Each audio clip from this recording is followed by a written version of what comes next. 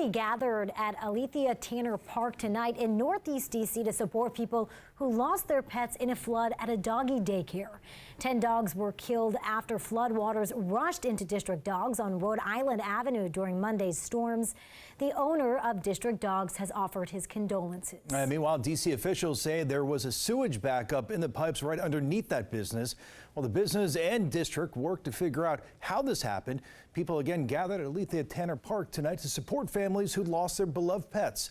Days later, questions remain about the response from 911 dispatchers to firefighters. Our Daniel Hamburg joining us live tonight in studio, breaking down the timeline of when 911 calls were placed from District Dogs and when crews responded. Yeah, and Daniel, initial calls put out said there was a water leak, not severe flooding. Mary Ellen, Chris, we know firefighters responded to the flooding on their own to rescue people on Rhode Island Avenue trapped in the water. But as for the people and pets trapped in District Dogs, there are concerns about the response there.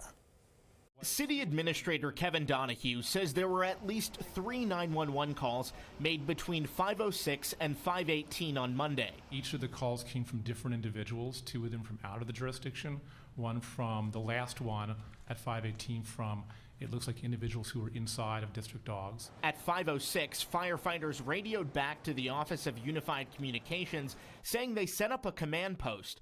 4 minutes later at 5:10, a dispatcher radios this. All exists at the District Dog at 680 Rhode Island Avenue Northeast for water leak. A water leak, but there was actually 6 feet of water outside the building that crashed in.